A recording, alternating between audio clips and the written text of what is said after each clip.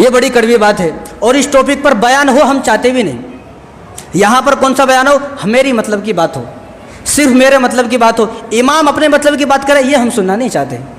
امام پورے سال اپنے مطلب کی بات نہیں کرنا. یہاں پر آدمی آئے گا مدرسے والا اپنی بات کرے گا, اس کو اجازت ہے. غریب آئے گا وہ اپنی اتنی رام کہانی سنائے گا, میں ایسا غریب ہوں ویسا غریب ہوں, میرے پاس یہ نہیں ہے وہ نہیں ہے, کھانے کو نہیں ہے, اس کو اجازت ہے. کر سکتا, انہیں بھی کر سکتا, سب کر سکتے بات. لیکن امام یہاں اپنی بات کرے تو ہمارا دل کلیجہ منہ کو آ جاتا.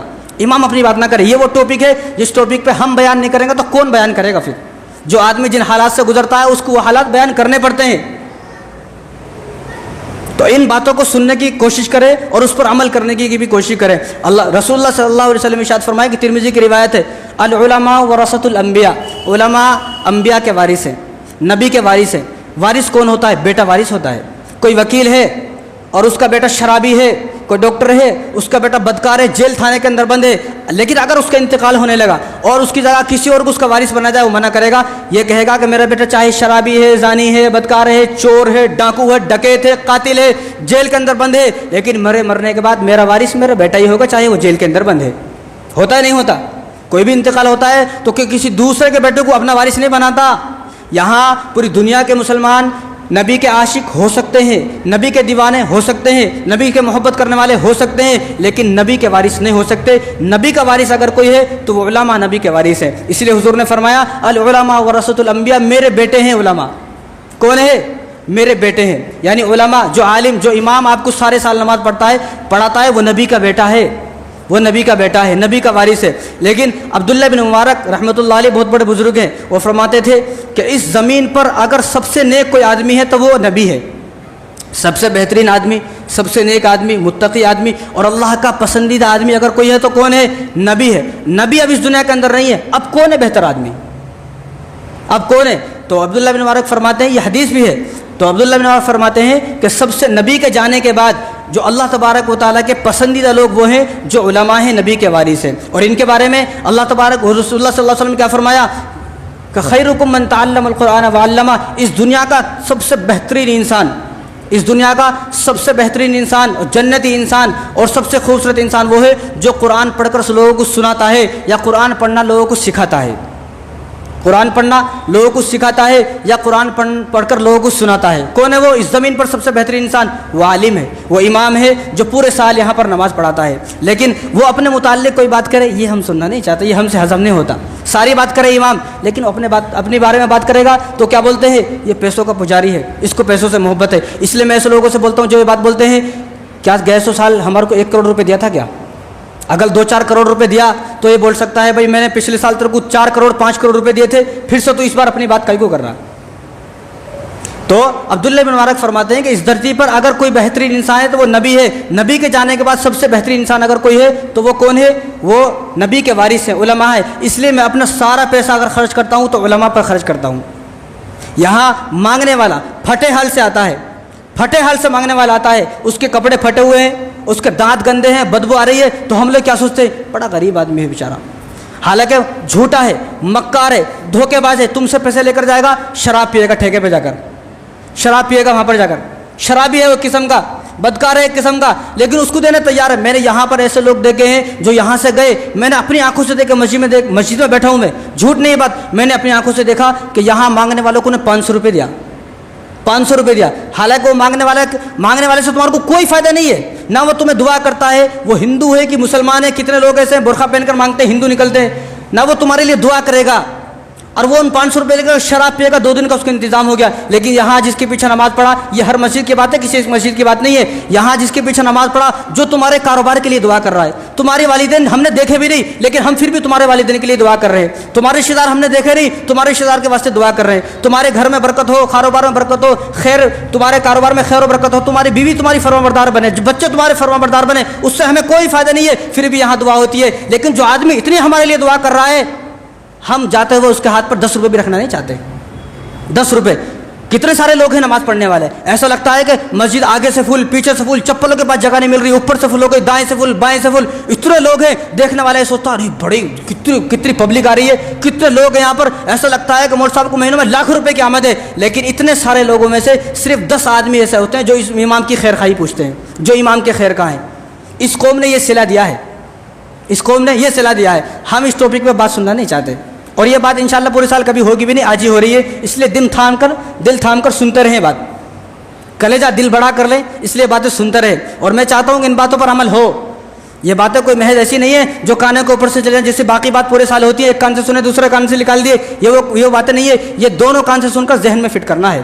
اگر قیامت کے دن بچنا ہے, رسول اللہ نے کیا فرمایا, قیامت کے دن ایک حافظ 10 لوگوں کو جنت میں لے کر جائے گا, اور ایک عالم 700 لوگوں کو جنت میں لے کر جائے گا. کتنے؟ 700 لوگوں کو جنت میں لے کر جائے گا. اس لیے میں کہتا ہوں کہ جو لوگ اپنی فضول خرچی بڑھ گئی, ہاتھ ٹائٹ نہیں ہوا. اپنی عیاشی لاکھوں کی ہے, ہاتھ ٹائٹ نہیں ہوا. دوستوں کو لے جا کر کھانا کھلاتا ہے, کبھی ہاتھ ٹائٹ نہیں ہوا. اور اپنی شادی گھر میں ہوئی, 5 سے 10 لاکھ روپے خرچہ کیا, کبھی ہاتھ ٹائٹ نہیں ہوا. لیکن مول صاحب کو 150 روپے دینے کی باری آئی, 500,000 دینے کی باری آئی, تو ہاتھ ٹائٹ ہو گیا. اس لیے میں ان لوگوں کے لیے بد دعا کرتا ہوں, اللہ کرے سارے سال تمہارا ہاتھ ٹائٹ رہے. لیکن امام صاحب کو دینے کے واسطے ہاتھ ٹائٹ ہو گیا, لاکھوں شادی میں خرچ کرا, اور 20, 30, 40, 50,000 روپے فنکشن ہال بک کرا, تو ہاتھ ٹائٹ نہیں تھا. امام صاحب کو دینے کے واسطے قرضے میں آ گیا, ہاتھ ٹائٹ ہو گیا, تقوی یاد آ گیا, لقوہ یاد آ گیا, پتہ نہیں کیا کیا یاد آ گیا. تو اگر امام صاحب کو دینے کے واسطے ہاتھ ٹائٹ ہو گیا تو پورے سال ہاتھ ٹائٹ رہے گا, پورے سال آپ کا ہاتھ ٹائٹ ہوگا. اور ہم نے امام کے لیے اپنے دروازے بند کر دیے, علماء کے لیے دروازے بند کر دیے. اب ہمارے جیب میں علماء کے لیے کوئی پیسے نہیں ہے, اپنے امام کے لیے کوئی پیسے نہیں ہے, تو ہم نے اپنے علماء کے لیے دروازے بند کرے, تو اللہ تبارک و تعالیٰ نے ہمارے لیے بیماریوں کے دروازے کھول دیے, وکیلوں کے دروازے کھول دیے, پولیس والوں کے دروازے کھول دیے, ڈاکٹروں کے دروازے کھول دیے. دوائیوں پر زندگی گزر رہی ہے, دوائیوں پر. لیکن یہ بات سمجھ میں نہیں آ رہی, یہ حالت میری کیوں ہو گئی, ایسی میری حالت کیوں ہو گئی. یہ اس لیے ہو گئی کہ میری فضول خرچی بڑھ رہی ہیں, میری عیاشہ بڑھ رہی ہے. میرا بیٹا جو ایک ٹائم کی نماز نہیں پڑھتا ہے, فل اس کو پیسہ اڑا رہا ہوں میں. جو کبھی میری بات ماننے کو تیار نہیں ہے, میری بیوی جو میری بات ماننے کو تیار نہیں ہے, اس کے اوپر فل پیسہ اڑا رہا ہوں میں. لیکن جو امام مسجد میں بیٹھ کر میرے لیے دعا کر رہا ہے, یہ آج بستی پر عذاب کیوں نہیں آ رہے. آج میرا بیٹا فلمیں دیکھ رہا ہے, رات دن گانے سن رہا ہے, بیٹی نے بوائے فرینڈ بنا ہوئے, بیٹے نے گرل فرینڈ بنائے ہوئے, رات بھر گرل فرینڈ بوائے فرینڈ سے باتیں چل رہی ہیں. ہونا تو یہ چاہیے تھا میں بے نمازی, سارا گھر بے نمازی, اور شرابی پی پی کر روتا آ رہا ہوں. ہونا تو یہ چاہیے تھا کہ اللہ تبارک و تعالیٰ کا عذاب نازل ہو جاتا. لیکن اللہ کا عذاب اس لیے نہیں آ رہا ہے کیونکہ یہ امام کی دعا ہے. امام مسجد میں بیٹھ کر تمہارے لیے دعا کر رہا ہے. جہاں تہجد, کون ہے پوری بستی میں ایسا آدمی, ایک آدمی بتائیں جو 5 وقت نماز کا پابند ہو. ایک آدمی بتائیں, آپ ایک آدمی ایسا بتائیں کہ جس نے 30 کے 30 تراویح مکمل پڑھی ہو. ایک آدمی ایسا بتائیں جو پوری بستی میں نماز کا پابند ہو, کہ اذان ہوتے ہی مسجد میں آتا ہو. پوری بستی میں صرف ایک آدمی ہوتا ہے, وہی امام. سردی ہو, گرمی ہو, آندھی ہو, طوفان ہو, بارش ہو, کچھ بھی ہو, لیکن امام اپنی ذمہ داری پوری نبھاتا ہے. اس لیے میں کہتا ہوں کہ وہ اپنی ذمہ داری نبھا رہا ہے. آپ اپنی ذمہ داری کب نبھاؤ گے؟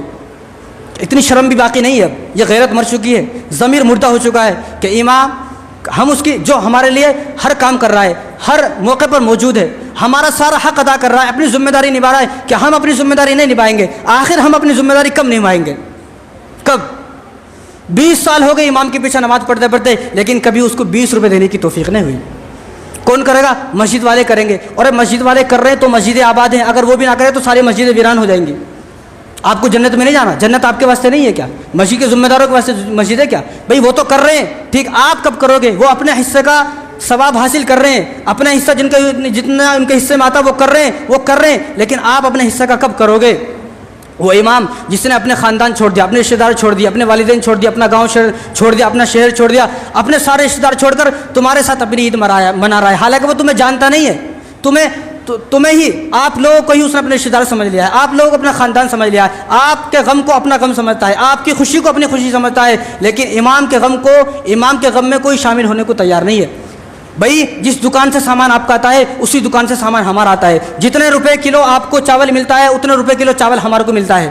جتنے ڈاکٹر پیسے آپ سے لیتا ہے اتنے ہم سے لیتا ہے. لیکن مسئلہ یہ ہے کہ اپنے لیے 50,000 کی نوکری پسند ہے, لیکن امام کے بارے میں سب کو معلوم ہے کتنا کماتا ہے, لیکن کبھی ہمارے کانوں پہ جو نہیں رینگتی, کبھی جو نہیں رینگتی ہے. ہمارے لیے پسند کیا ہے؟ 50,000 کی نوکری ہو, میرا بیٹا لاکھ روپے کی نوکری کرے, وہ بھی کم نظر آتے ہیں. لیکن امام کی تنخواہ سب کو معلوم ہے کتنی ہے, 5-6 ہزار میں ساری سال خدمت کرتا ہے, سارے سال نماز پڑھتا ہے, سارے سال. کبھی امام نے ہڑتال کی, بھائی مجھے آپ پیسے نہیں دیتے, میں آج بیان نہیں کروں گا, میں آج نماز نہیں پڑھوں گا, میں آج تراویح نہیں پڑھوں گا. کبھی ایسا ہے؟ وہ اللہ کی رضا پہ راضی ہے. جس طرح وہ اللہ کی رضا پہ راضی ہے, اللہ کی رضا پہ راضی ہو کر خدمت کر رہا ہے, آپ بھی اللہ کی رضا کے لیے اس کی خدمت کریں. بعض لوگوں کا خیال یہ ہے, بعض لوگوں کی شکایت یہ ہے کہ امام صاحب, مول صاحب نماز پڑھاتے, نماز پڑھانے کے پیسے کائے کو, نماز یہ تو ثواب کا کام ہے, یہ تو ثواب کا کام ہے. جب یہ مسجد تعمیر ہوئی, اور دنیا کی جتنی مسجدیں تعمیر ہوئی ہے, مسجدیں کیوں تعمیر ہوتی ہیں؟ اللہ کی رضا کے لیے تعمیر ہوتی ہے, عبادت کرنے کے لیے تعمیر ہوتی ہے. کبھی آپ نے ان مستری کو بولا نہیں کہ یہ مسجد اللہ کی رضا کے لیے تعمیر کرو؟ کوئی نہیں بولتا. یہ فین لائے, کبھی بولے بھائی فین مسجد کے لیے جا رہا ہے, لہٰذا فین فری میں دے دے, اللہ کی رضا کے لیے دے دیں. فین والوں کو نہیں بولتے, قالین والوں کو نہیں بولتے, کرنٹ بل والوں کو نہیں بولتے, پانی والوں کو نہیں بولتے. یہ مسجد کی تعمیر کے واسطے کسی کو نہیں بولیں گے اللہ کی رضا کے لیے کرو, لیکن امام کیوں بولیں گے آپ اللہ کی رضا کے لیے کرو نا. بھائی وہ اللہ کی رضا کے لیے نماز پڑھا رہے, آپ اللہ کی رضا کے لیے اس کی مدد کریں, اس کا تعاون کریں. ساری سال چوروں کی جیسا ہم آتے ہیں مسجد میں, دیکھا جاتا ہے کہ اتنے سارے آدمی نماز پڑھنے آ رہے ہیں, 500 1000 آدمی نماز پڑھنے آ رہے ہیں, لیکن اس میں صرف 10 آدمی ایسے ہوتے ہیں جو امام کو یہ پوچھتے ہیں کہ آپ کی شاپنگ ہو گئی نہیں ہو گئی. بیوی کی شاپنگ کی, بچوں کی شاپنگ کی, سالوں کی شاپنگ کی, سالیوں کی شاپنگ کی, رشتہ داروں کی شاپنگ کی, سب کی شاپنگ ہو گئی, لیکن 20,000 کی شاپنگ کرنے والا 100 روپے امام کے لیے شاپنگ نہیں کر سکتا. اس لیے میں کہتا ہوں ہونا تو یہ چاہیے تھا کہ ایک جوڑا لے کر آتے, امام صاحب آپ میرا یہ جوڑا پہنیں, میرے اس جوڑے کو پہن کر تراویح پڑھائیں تاکہ رحمت مجھ پر بھی نازل ہو. میری چپل پہن کر آپ سارے رمضان میری چپلوں سے پھریں آپ, تاکہ جب جب آپ قدم رکھو گے ہر قدم پر ایک نیکی مجھے ملے گی. میری ٹوپی لگا کر نماز پڑھائیں, میری گھڑی پہن کر نماز پڑھائیں, میرا جانماز دیا ہوا آپ اس پر نماز پڑھائیں تاکہ مجھے بھی نیکی ملے. لیکن یہ ہوتا نہیں ہے. جس آدمی کو اپنے گھر کی 20,000 کی شاپنگ کرا, 20,000 کی, وہ 20,000 زیادہ نہیں لگے, امام کے لیے 500 روپے اٹھاتے ہوئے اس کی جان نکل جاتی ہے. اپنے لیے 20,000 زیادہ نہیں لگے, امام کے لیے 500 روپے بھی زیادہ لگتے ہیں. اس کو کہہ کے دینا 500 روپے, بھائی اس کو کہہ کے دینا. پھر نماز کہاں پڑھو گے؟ اگر امام نے ہڑتال کر دی تو جنازے سڑ جائیں گے, نکاح پڑھانے والا کوئی پیدا نہیں ہوگا. ایک جگہ کا واقعہ ہے, وہ ویڈیو میرے پاس اتنا وقت نہیں ہے, میں آپ کو ویڈیو بتاؤں.